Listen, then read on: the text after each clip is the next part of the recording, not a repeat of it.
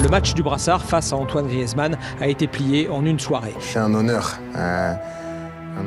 indescriptible, c'est unique. Voilà, de représenter son pays, déjà, c'est quelque chose de formidable. Et en plus d'être capitaine. Ouais, dur, difficile, parce que j'ai 32 ans, un jour et demi, 2 jours à mal digérer. Une fracture, une trahison. Pour beaucoup, voici comment qualifier la décision de Deschamps en mars 2023. À ce moment-là, la France sort d'un mondial inoubliable au Qatar. Pendant un mois, Antoine Griezmann aura été étincelant. Leader technique, omniprésent sur le terrain, il est le moteur des Bleus. Mais en finale, c'est Kylian Mbappé qui fait sensation avec son triplé. Sans cet exploit et le discours à la mi-temps, c'est peut-être Grisou qui aurait hérité du brassard du Goloris. On ne saura jamais. 1 an et demi plus tard, Antoine a pris sa retraite internationale. Son départ laisse un goût amer. Lui qui rêvait de disputer le mondial aux États-Unis. Lui qui incarne mieux que quiconque la grande équipe de France des années 2010. Didier Deschamps, c'est la France qui gagne. Joueur, le basque, c'est une Coupe du Monde, un championnat d'Europe de nations. J'ai le plaisir de vous confirmer que Didier Deschamps sera le sélectionneur de l'équipe de France. Il l'est depuis... Juillet 2012. Didier Deschamps devient sélectionneur de l'équipe de France. À 44 ans, avec 11 ans d'expérience sur les bancs, cette nomination est complètement méritée. De 2001 à 2005, Dédé entraîne l'AS Monaco. Et sa personnalité de joueur ressort déjà dans les vestiaires. Si t'as le gordo, comme ils disent, et si tu peux me le faire sauter avec le ballon, tu me le fais sauter, que ça soit Ronaldo ou un autre, ou Loco, j'en ai rien à foutre. C'est pareil. Hugo, pareil avec Zizou, si t'as le moyen dans le duel d'y être, on fait sauter. Mais intelligemment. Eux, ils sont pas prêts comme vous, les mecs. Je peux vous assurer que dans leur tête, ils sont persuadés qu'ils sont déjà qualifiés.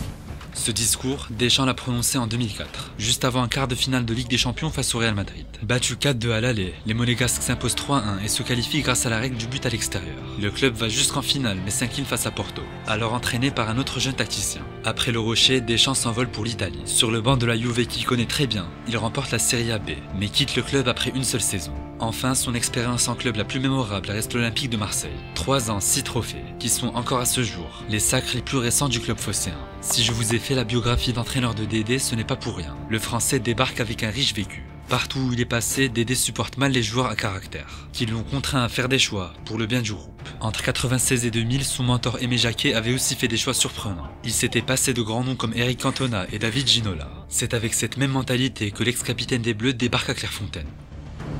Il y a 2 aspects qui sont importants, au-delà de la qualité et du talent, la notion de groupe et l'état d'esprit. Deschamps s'est mis d'accord avec la fédération sur un contrat de 2 ans. La condition pour prolonger, se qualifier pour la prochaine Coupe du Monde. Oui, à l'époque, le niveau d'exigence est relativement bas. Depuis la retraite de Zidane, la France et le football ne font plus bon mariage. Entre les débuts mitigés de la génération 87, les Qatar vieillissants et surtout l'incompétence de Domenech, l'EDF vit des heures sombres.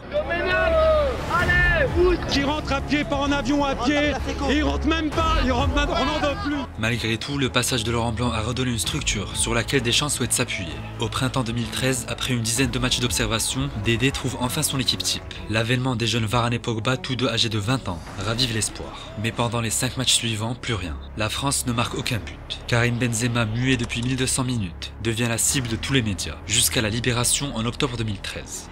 Karim Benzema, servi par Ribéry au premier poteau, retrouve le chemin des filets et met fin à une dizaine de 1222 minutes.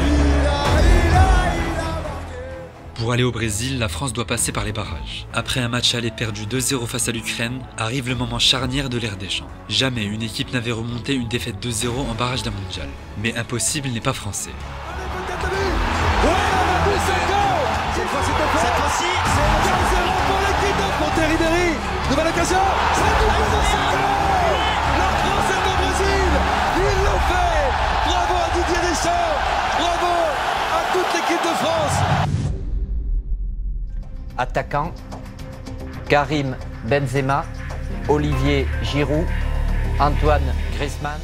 En mai 2014, sur le plateau de TF1, Didier Deschamps fait son premier choix fort. Samir Nasri, auteur d'une saison exceptionnelle avec Manchester City, n'est pas du voyage au Brésil. Tout à l'heure, on évoquait les choix forts en faveur de la cohésion du groupe. Cette année-là, c'est Samir qui en paye les frais.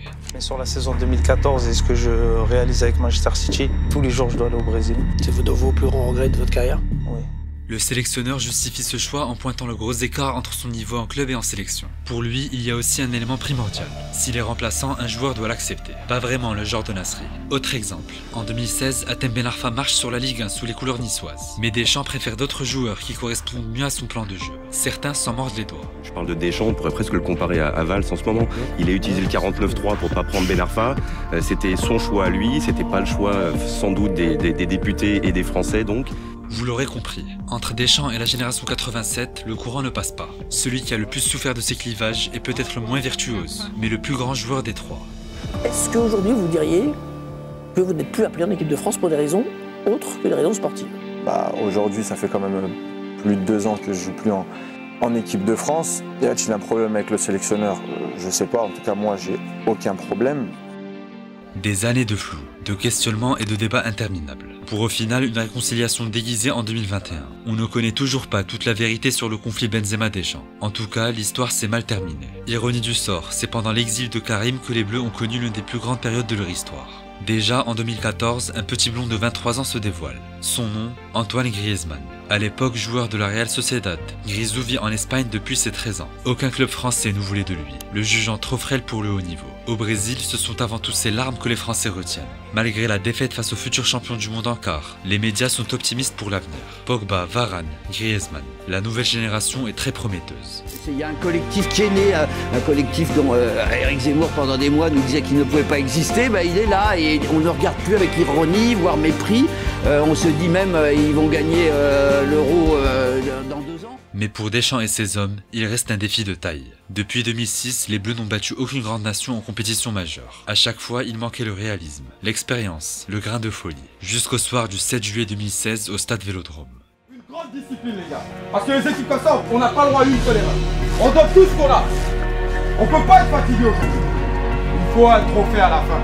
Il faut un trophée à la fin du monde. Juste avant la pause, pour ouvrir le score en faveur de l'équipe de France. Ou un pied dans cette surface. Neuer, Griezmann, Antoine Griezmann qui profite de l'élite. Ce refrain, les Français ne l'avaient pas scandé depuis 16 ans. C'est officiel, la France est enfin réconciliée avec son équipe de football.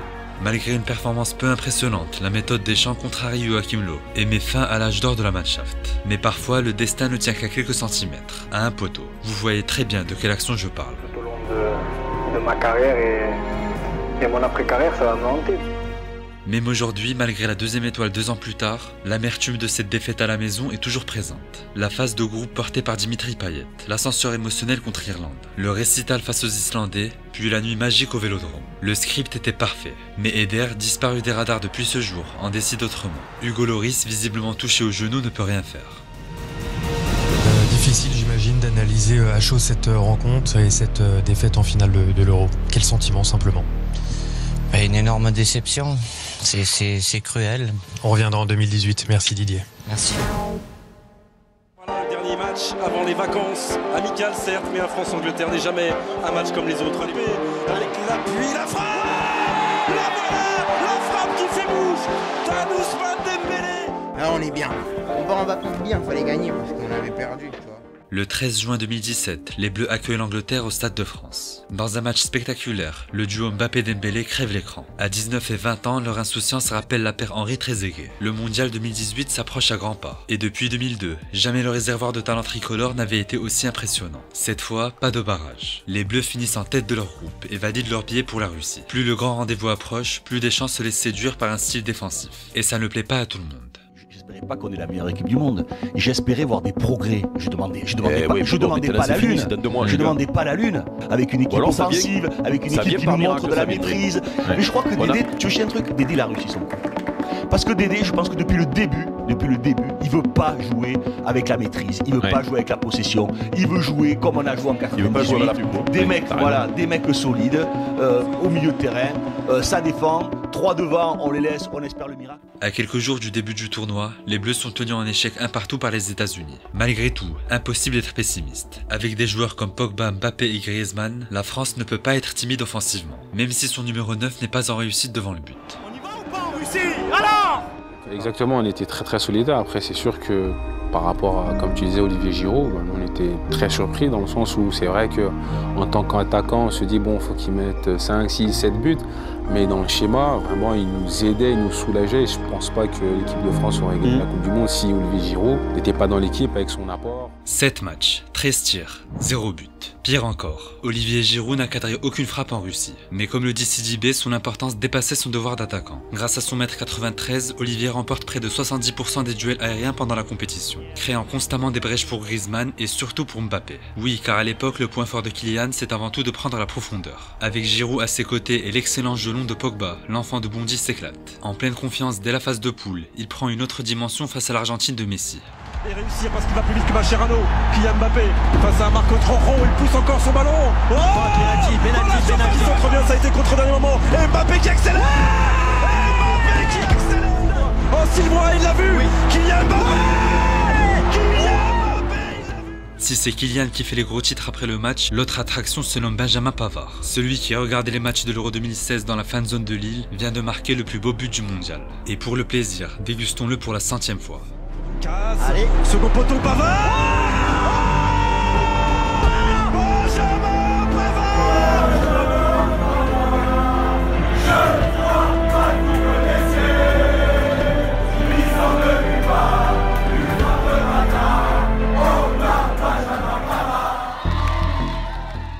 De retour à l'hôtel, l'hystérie est toujours présente dans le groupe. Vers 2 h du matin, Adil Rami ajoute du peps à une nuit décidément inoubliable. Adil, il est rentré dans sa chambre et nous, on voulait pas qu'il rentre dans sa chambre. Donc, on est tous partis devant sa porte et en chantant la chanson, on chantait. Et du coup, il est sorti en rigolant. Il a pris l'extincteur et il a arrosé le couloir. Moi, je sors de ma chambre et je vois de la fumée. Et je me dis, mais c'est quoi qu'est-ce qui se passe? C'était Adil Rami qui avait pris l'extincteur depuis quelques jours. Il l'avait caché dans sa chambre. Il était 2 h du matin. L'alarme sonne, il faut tous sortir du bâtiment. Après, on se retrouve tous en bas, du coup. Et on est les 23 en bas comme ça. Il est très tard.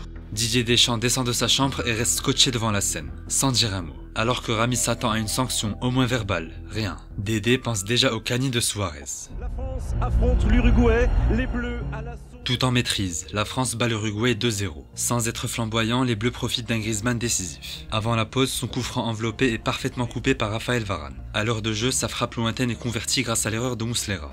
L'erreur de Fernando Muslera, l'immense erreur. Mais devant la télé, personne ne comprend la froideur de Grisou ce jour-là. Ses célébrations sont discrètes, voire inexistantes. Après le match, Antoine justifie cette retenue. J'ai pas célébré le but parce que à mes premiers pas en tant que professionnel, beaucoup d'Uruguayens m'ont aidé, donc voilà, je suis respectueux envers eux. Mais voilà, je suis très heureux et j'ai qu'une hâte, c'est d'être dans les demi. En fait, à ses débuts à la Real Sociedad, c'est l'entraîneur uruguayen Martín Lasarte qui a lancé Griezmann dans le grand bain. Son ex-coéquipier Carlos Bueno l'a aussi pris sous son aile et lui a tout appris sur ce pays. Depuis, Grisou voit l'Uruguay comme sa deuxième patrie et se balade toujours avec un maté à la main. Face à la Belgique en demi-finale, l'émotion est cette fois du côté adverse. La légende Thierry Henry est dans le staff des Diables Rouges et pour la première fois de sa vie, il ne pourra pas chanter la Marseillaise. T'étais pas mécontent que la France se qualifie, maintenant, et avant tu pouvais pas le dire. Regardez-moi ça, c'est ça le problème. Mais t'as tout fait pour qualifier la Belgique. Je dirais pas que l'équipe en face était meilleure que nous. L'équipe en face a bien défendu avec 11 à 35 mètres du but et ils ont fait ça tout le tournoi. Cette interview de Thibaut Courtois est aussi connue que le match en lui-même. La légende raconte que la Belgique a dominé la partie et que la France a profité d'un minable corner conclu par Samuel Umtiti. Il en suffira d'une, et il en suffira deux avec Samuel Umtiti. Qui a les meilleurs pas de danse de célébration et peux-tu nous les montrer? Là je peux pas, désolé, je suis trop timide.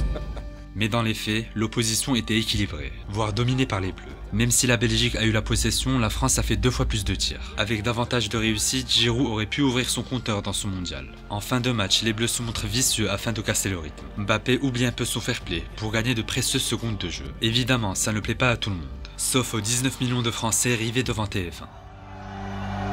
Des critiques ont été émises par les Belges sur la qualité de jeu des Français depuis le début de la compétition. Non, mais non, là, laisse ça, non. Courtois, il a joué à l'Atlético de Madrid, il a été champion d'Espagne, non, laisse ça. Et à Chelsea, il croit qu'il fait le jeu du Barça, non. Est-ce que toi, Antoine, ça t'embête d'être perçu comme un champion du monde moche? Non, je m'en fous. On a perdu une finale. On sait, on l'a encore ici. On l'a encore là, on l'a encore dans la tête. Aujourd'hui, on ne va pas laisser une autre équipe prendre ce qui est à nous. Ah, je veux que ce soir, on soit dans la mémoire de tous les Français. Leurs enfants, leurs petits-enfants et leurs petits-enfants encore. Tout le monde le sait, le vrai capitaine de cette équipe, c'était Paul Pogba. 2 ans après la finale perdue à domicile, une nouvelle défaite serait une catastrophe. Mais cette fois, la France est prête, sur tous les plans. Hugo Lloris, critiqué avant le début du tournoi, vient d'enchaîner 2 grosses performances en quart et demi. Muet depuis les 8e, Kylian a faim de but. Tant mieux, dans les vestiaires, Deschamps ne cache plus sa tactique. Plus de simplicité possible, si vous portez, si vous avez un mec, oui, mais il y en a un deuxième qui va venir. Donnez, dès qu'on peut, à Kylian, on donne. Danger permanent, Kylian fatigue la défense croate tout au long du match. Après la pause, alors que les Bleus mènent 2 buts à 1, les espaces deviennent des boulevards. Une première fois et la deuxième. Quelle efficacité, Paul Pogba. C'est Mbappé face à Vida.